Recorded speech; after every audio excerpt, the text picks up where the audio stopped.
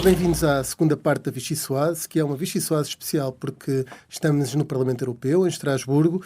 Connosco temos o eurodeputado do PSD e porta-voz da delegação, Sebastião Bugalho, foi também candidato, ou melhor, cabeça de lista às europeias, e recentemente integrou a Comissão Política de uma candidatura presidencial, que era apoiada pelo seu partido, o PSD, de Luís Marques Mendes. Começamos pelas presidenciais, porque é um assunto de atualidade, apesar de estarmos aqui na Europa.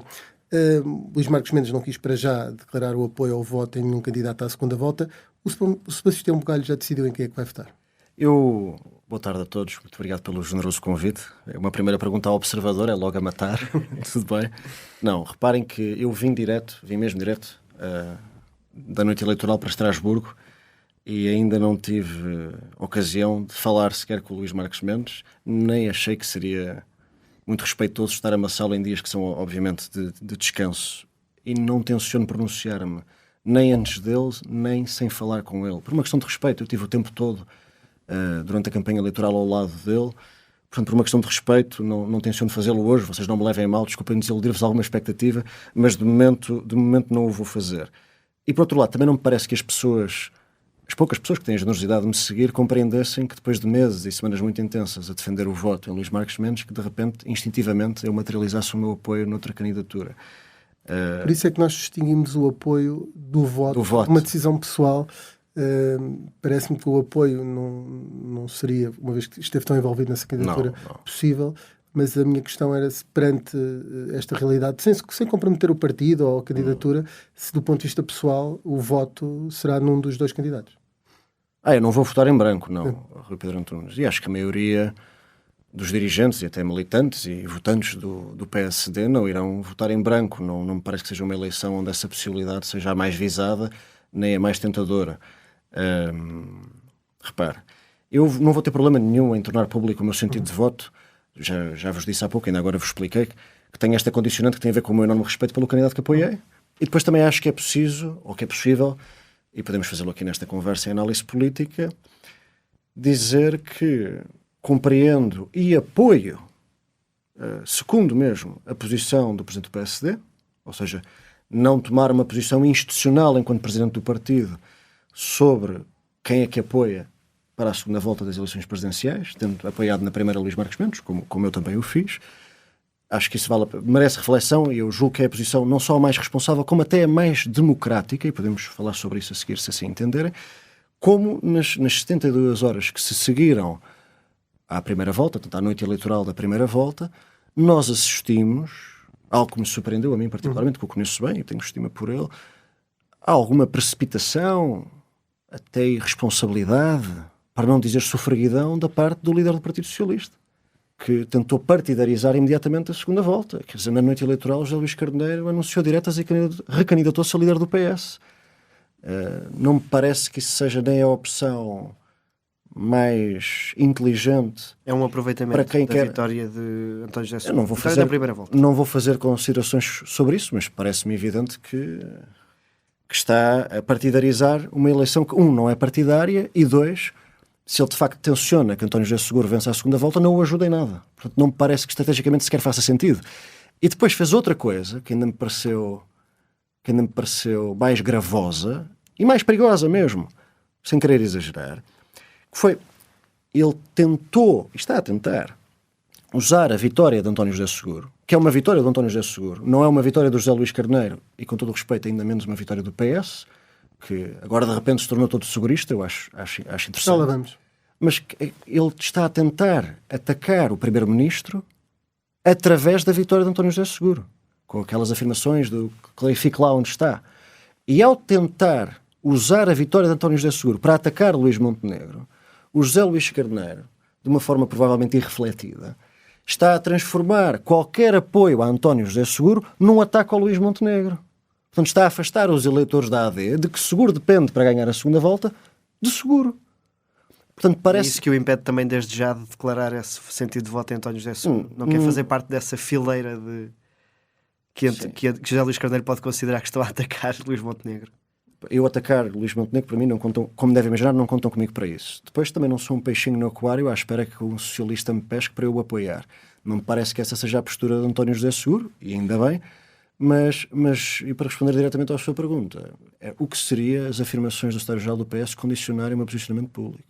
Eu não digo ainda não digo, de momento, em quem vou votar, porque não me parece avisado face ao facto de não ter conversado com o candidato que apoia na primeira volta. Uma questão de respeito. António Costa disse hoje que vai votar no mesmo candidato da primeira volta. Portanto, vai votar em branco? Ou então não, ele acha que pode até António Costa. Estou-me a meter consigo. Então, António Costa pode achar que o Almirante passou. Estou na brincadeira. Sim, mas também. A pergunta é se é possível que o voto de Sebastião Bugalho seja alinhado com o de António Costa, ou seja, o mesmo que o de António Costa na segunda volta. Não é impossível, mas eu hoje não lhe vou dizer em quem vou votar. E também não pude votar em António Costa quando ele se candidatou ao Conselho Europeu, porque ao contrário do que alguns dos meus adversários nas europeias tentaram fazer entender de forma demagógica, os eurodeputados não votam para o Presidente do Conselho Europeu. Mas sim, o meu partido apoiou a candidatura do ex-primeiro-ministro ao Conselho Europeu. Portanto, sabe, nestes momentos que estamos a viver enquanto continente, enquanto União, enquanto país, muitas vezes a responsabilidade pode ser coincidente com quem em tempos não foi assim tão responsável. Tem falado muito do respeito pela posição de Luís Marques Mendes. Partindo do princípio que entende a posição do candidato na noite eleitoral não endossar ninguém para a segunda volta, acha que até à segunda volta Luís Marques Mendes deve dizer em quem é que vai votar? Miguel, não seja propriamente canalizar os votos. Eu não quero ser... Luís Marques Mendes... Eu não quero mesmo ser enfadonho e se a entrevista terminar e vocês decidirem que ela não tem relevância editorial, eu não me importo nada e amigos como dantes. Mas eu não vou... O Sebastião já sugeriu aqui que votava em António José Seguro. Não sugeri, não. mas não sugeri mesmo. Mas eu não vou fazer qualquer tipo de consideração, nem sobre o posicionamento do Luís Marques Mendes, nem sobre o que seria o posicionamento que ele deveria ter, porque ainda não conversei com ele e tenho um enorme respeito. Eu apoio-o por convicção. Portanto, para mim, a posição dele é sagrada e respeitarei sempre. Obviamente que se ele decidir pronunciar-se, eu estarei ao lado dele nessa pronúncia. Acho que fui claro. Sobre esta campanha eleitoral, Luís Marques Mendes chegou a aparecer a liderar as sondagens no último trimestre de 2025. O que é que correu mal? A responsabilidade foi do candidato ou foi do partido que falhou a Luís Marques Mendes? Olha, uma coisa é certa, eu não tive nenhum problema em dizê-lo na noite eleitoral, a responsabilidade também foi minha, que estive lá com ele todos os dias. Portanto, a minha cota parte de responsabilidade, assumo-a. Agora, não vou, e mais uma vez, vocês não me levem a mal, não vou aproveitar a derrota do homem em quem acreditei e acredito para vir aqui dissecá-la dias depois. Não seria correto, repare. Acho que podemos dizer uma coisa que acho que é justa, que é, nunca tinha acontecido um partido, num ciclo inteiro, presidir às lideranças institucionais da democracia portuguesa. Isto é, se o PSD tivesse ganho as presidenciais, coisa que não vai acontecer, nós não estamos presentes na segunda volta, o nosso eleitorado pulverizou-se e privou-se de estar presente na segunda volta, isto é, privou-se de ir à decisão de quem vai ser a chefia do Estado, quem vai desempenhar a chefia do Estado. Mas se nós tivéssemos conseguido isso, teria sido a primeira vez na história da democracia que um só partido presidia a todas as lideranças institucionais da República. Portanto, era uma liderança que quebrava esse precedente e, naturalmente, que era muito difícil de vencer esse precedente. Eu acho que isso poderá não ter ajudado e, obviamente, como o Luís Marques Mendes disse na noite eleitoral, nós respeitamos essa decisão do povo português. Como é evidente, parece-me que é claro. Marcelo Rebelo de Sousa disse hoje num discurso comemorativo dos 40 anos da adesão de Portugal e Espanha que não há portugueses puros. O Presidente estava a criticar o Chega e esta é uma forma também de mostrar para onde é que se vai inclinar na segunda volta. Eu julgo que as afirmações que o Sr. Presidente da República, o atual Presidente da República, disse recentemente, que é aquilo que aconteceu na primeira acontecerá na segunda, foi algo assim do género, já indiciavam, através da sua via de analista político, que está convencido que António José Seguro vai ganhar as presidenciais. Mas é só a opinião dele. Eu respeito muito como analista político. Que ele vai ganhar e parece-lhe que é para aí que foi o Presidente da República leu com isto como uma crítica a André Ventura. Não, como uma crítica não, e não quero estar aqui a procurar nas entrelinhas de Marcelo Rebelo de Sousa, isso é mais a sua especialidade, Rui, que faz uns textos sobre marcelologia muito interessantes, mas eu não tenho essa habilidade, mas posso dizer uma coisa, eu conheço bem o Presidente da República e tenho a certeza que ele votará no candidato presidencial que defende a Constituição, que defende as instituições da República, que defende direitos, liberdades e garantias. Não me passa pela cabeça que um social-democrata e um social-cristão, como é o Presidente da República, fosse votar em alguém que não se revesse nesses princípios. Conhecendo, parece-me muito evidente. Já trocou mensagens com algum dos candidatos que passaram à segunda volta? Ou alguma espécie de contacto? Com André Ventura ou com António José Seguro? Sim. desde que eles passaram a segunda Sim. volta? Não. E significa que antes pode ter trocado, é isso? Eu tenho uma relação, como sabe, e nunca o escondi, de estima pessoal e distanciamento político de André Ventura e de estima cívica para António José Seguro. O PSD pode ficar em silêncio nestas 3 semanas ao ouvir André Ventura a dizer que é o líder da direita? Bem, em silêncio não estaremos. O governo não está morto, está bastante vivo e recomenda-se. Repare, essa é a questão que eu gostava mesmo de vos transmitir com a maior clareza possível, porque acho que é importante e acho que ainda não... Tenho a impressão que ainda ninguém a disse, apesar de estar aqui envolto nos trabalhos parlamentares em Estrasburgo, não quero ser injusto com ninguém. Mas reparem, porque é que eu digo que a posição do PSD é a mais responsável e a mais democrática? Vamos pensar na opção inversa àquilo que toda a gente diz que nós devíamos estar a fazer, que era declarar apoio a António José Seguro, em massa. O partido ter uma posição oficial de endosso à candidatura de Seguro para a segunda volta. Isso seria o sonho de André Ventura. É a mesma razão pela qual nós não anunciámos um parceiro preferencial para as negociações com o orçamento a seguir às últimas legislativas. Se de repente o PSD e o PS se juntassem institucionalmente para apoiar um candidato a Presidente da República contra o candidato do Chega, André Ventura poderia fazer campanha contra os mesmos de sempre, contra aqueles que são sempre os mesmos, contra aqueles que são todos iguais, contra o Bloco Central. Isso, obviamente, seria uma onda eleitoral que ele iria adorar surfar. Nós não lhe podemos oferecer essa onda. Isso seria fazer um favor a André Ventura.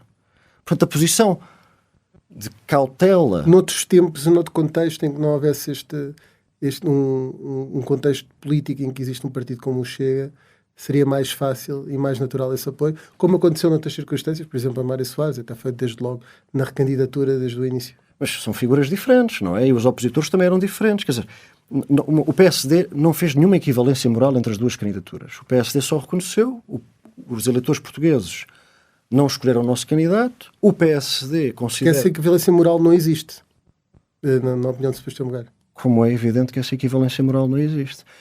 Eu, sem querer estar aqui a puxar o lustro ao meu próprio fato, a seguir às eleições legislativas, dei a minha posição pessoal, sem querer vincular ninguém, em que não me passava pela cabeça que houvesse uma revisão constitucional feita entre o PSD e o Chega.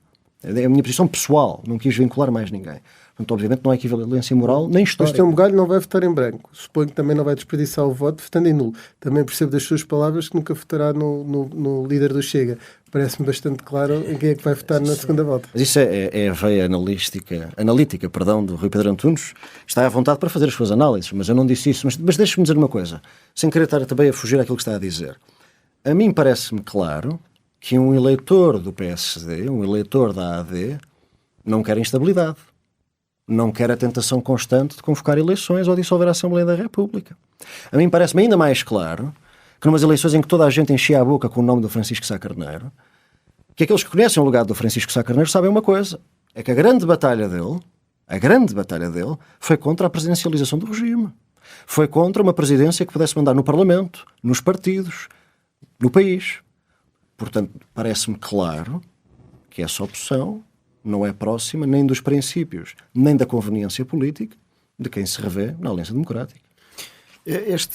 O facto de Luís Marques Mendes ter ficado fora da segunda volta e do PSD não ter ninguém da sua área política numa segunda volta das presidenciais significa que vêm tempos difíceis para o governo de Luís Montenegro. Vai ser preciso acelerar o calendário ou dar um novo ímpeto ao governo.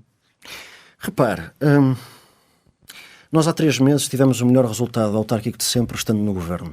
Há 40 anos que o PSD não ganhava umas eleições autárquicas estando no governo. Temos um resultado autárquico estando no poder que não tinha precedentes em 40 anos. E agora tiveram 3 meses depois tivemos o pior resultado nacional de sempre com um candidato apoiado pelo PSD. Isto mostra várias coisas.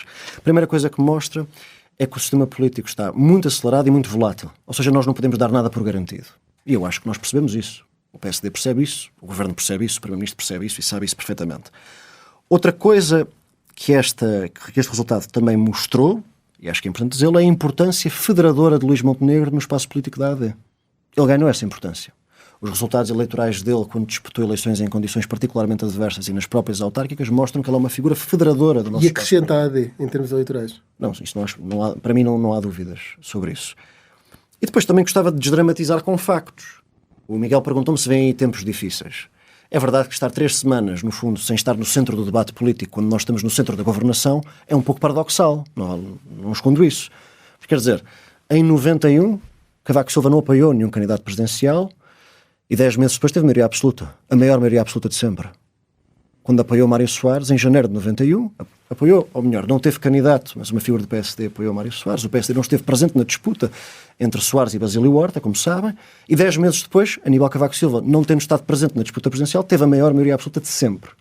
Em 2021, António Costa também não apoiou ninguém explicitamente e teve maioria absoluta um ano depois, em 2022. Portanto, esta ideia de que as 3 semanas de presidenciais, que são complexas politicamente, se traduzirão numa hecatombe política para quem está no governo, parece-me exagerada ou mal intencionada. Eu percebo que há muita gente desapontada porque meteram as fichas todas numa crise política oriunda do Ministério Público. Não aconteceu. Depois puseram as fichas todas numa crise política oriunda das presidenciais. Não vai acontecer.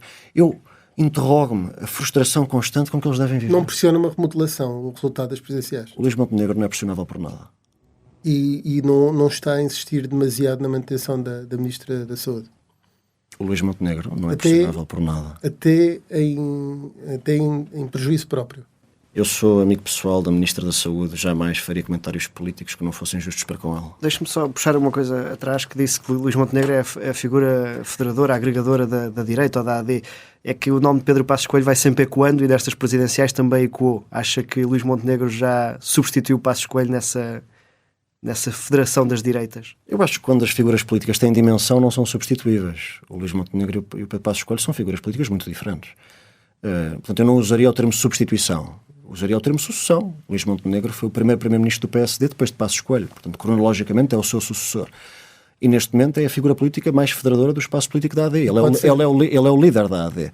Depois também tenho que lhe dizer que, obviamente, tendo o maior respeito e até grande apreciação pelo Dr. Pedro Passos Coelho, naturalmente que as pessoas que têm um legado, e ele tem um legado de peso, exemplar para nós, que veio o seu nome ecoar cada vez que há um ato eleitoral. A sua posição interessa-nos. Aquilo que ele pensa sobre o país interessa-nos. Aquilo que ele pensa sobre os candidatos interessa-nos. Claro que sim.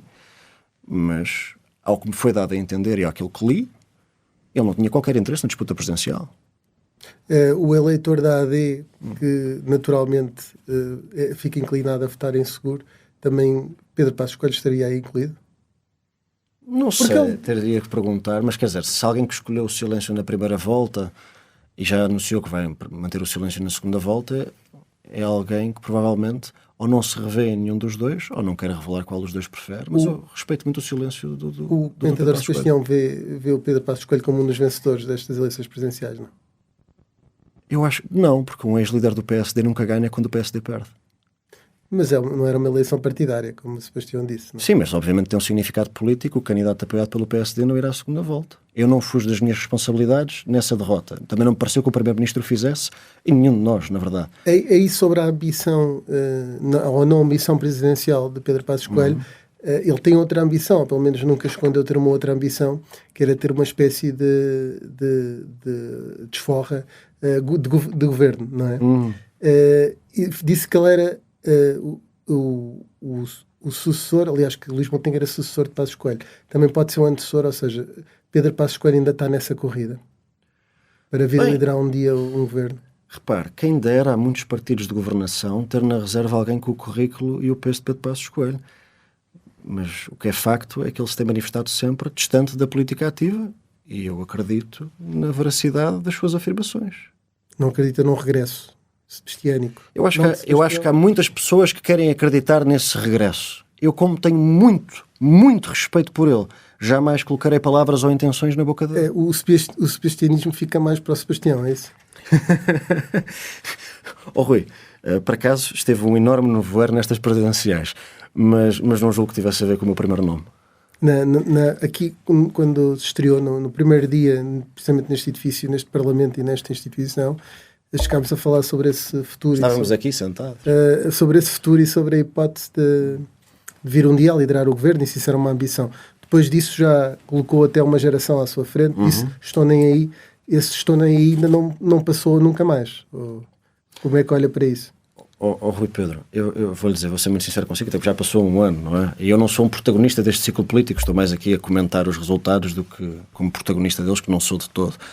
Mas quando o Rui me desafiou a dizer a frase "eu nunca quererei ser", Eu só não disse a frase por uma razão muito simples, é que eu achei que a nossa entrevista era boa o suficiente para não precisar desse título, do mesmo modo que acho que esta também é. Portanto, eu não tenciono ser líder de nada. E há de facto uma Mas tenciono, como tenho feito desde que me juntei a este partido, estar presente ativamente em todos os combates. Autárquicas, presidenciais, legislativas, como tenho feito. Isso tenciono estar presente. Independentemente do lugar em que esteja nesses combates.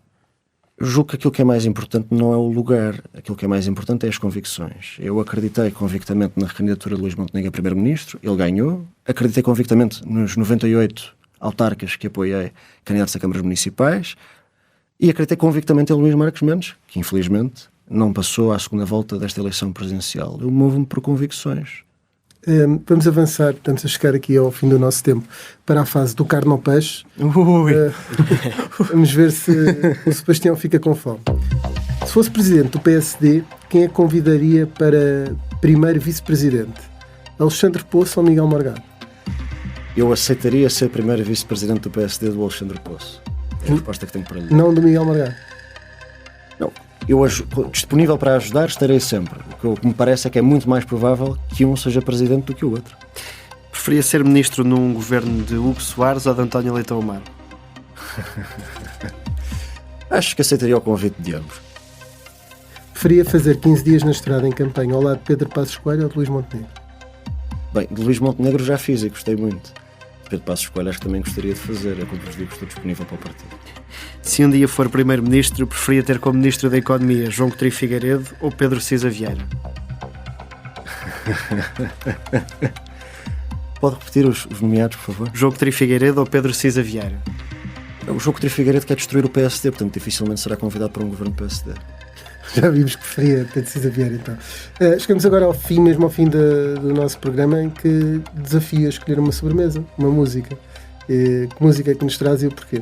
Bem, a música que eu vos trago é uma música que costumo ouvir naquelas manhãs que me custa mais levantar cedo aqui na sessão de Estrasburgo, onde o ritmo é alucinante e muitas vezes temos que estar aqui às 8 da manhã, e é aquela que eu ouço justamente para despertar, é o Alive and Kicking, que é aquilo que eu sei que o Governo fará depois destas 3 semanas presidenciais. Muito obrigado, Sebastião Bugalho. Muito obrigado, Rui Pedro, Miguel, até breve.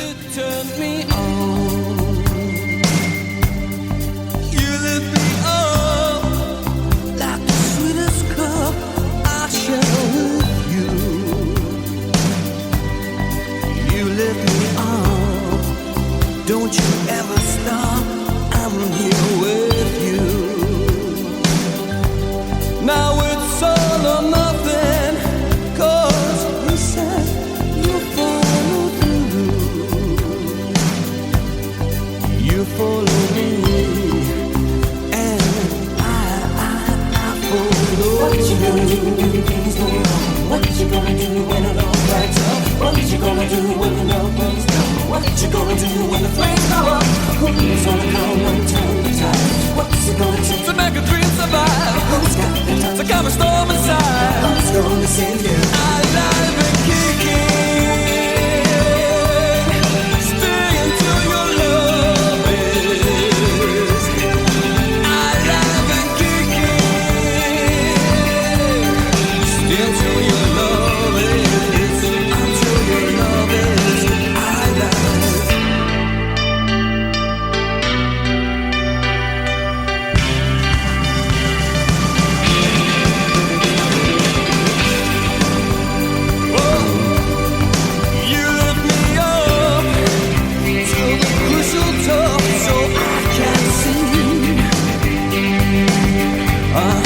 You lead me on till the feelings come and the lights that shine on.